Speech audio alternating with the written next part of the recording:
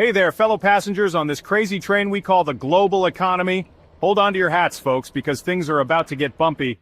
We're talking about economic uncertainty, which is a fancy way of saying nobody knows what the heck is going on. One minute the stock market's doing the Macarena, and the next, it's belly flopping into a pool of despair.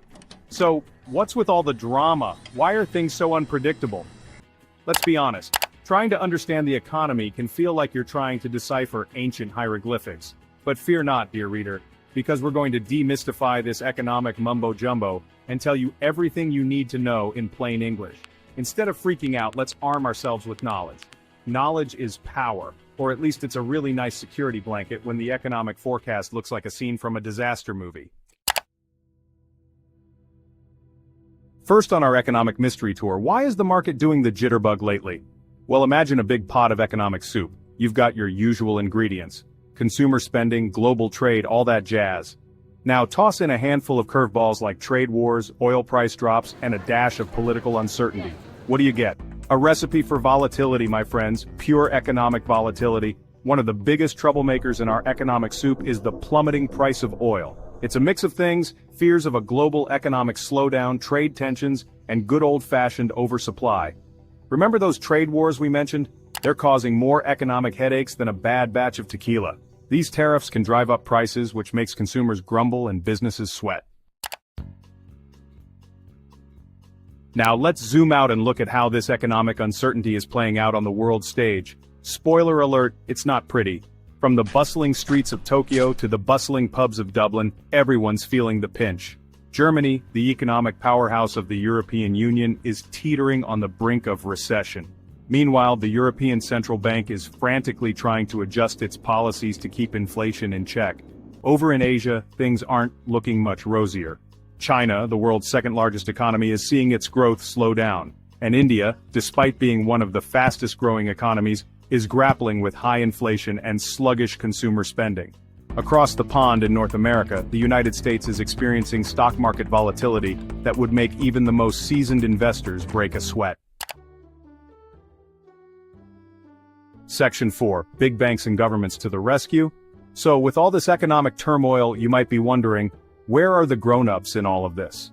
Where are the central banks and governments to save the day?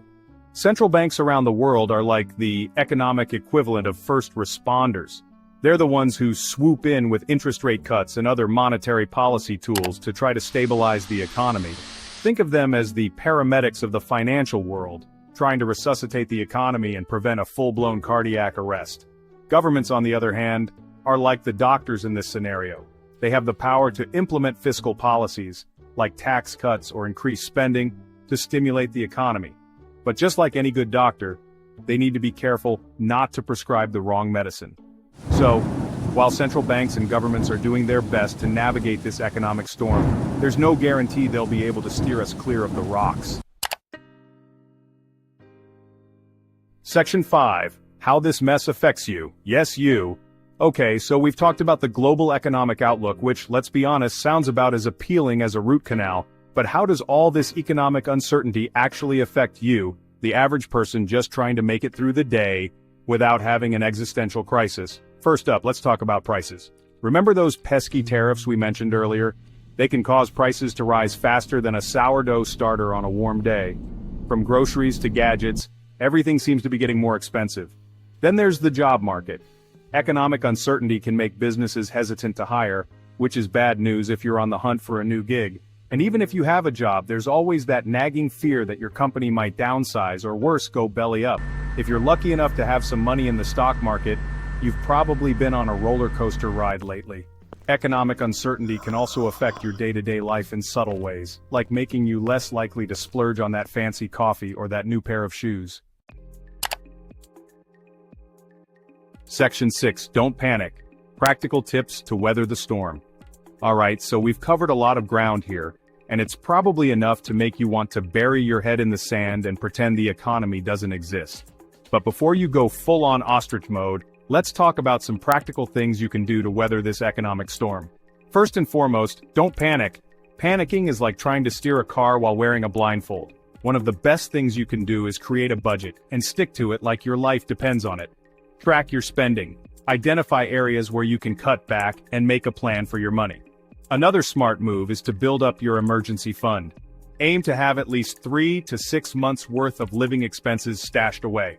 And finally, don't be afraid to seek professional advice. Talk to a financial advisor, a tax professional, or even a trusted friend or family member who's good with money. Remember, economic uncertainty is a fact of life. It's like the weather, unpredictable, and often unpleasant. By taking steps to protect yourself and your finances, you can weather the storm and come out stronger on the other side.